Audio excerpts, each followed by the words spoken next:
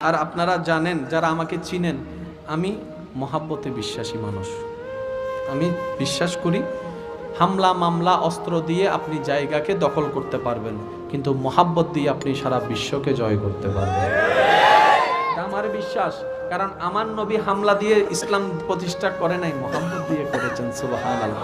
এখন ইমানদার ভাইয়ের একটু গভীর মনোযোগ। যদি আমার হতো আমার সাথে যেত, যদি আপনার হতো আপনার সাথে যেত। এখন আপনি একটু ভেবে দেখেন তো, মরণকালে আপনার সাথে সার্টিফিকেট,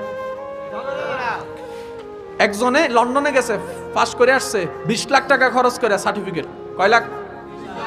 হে মরার পরে এটার দাম কত? ফান বান্দার কাজে লাগবো।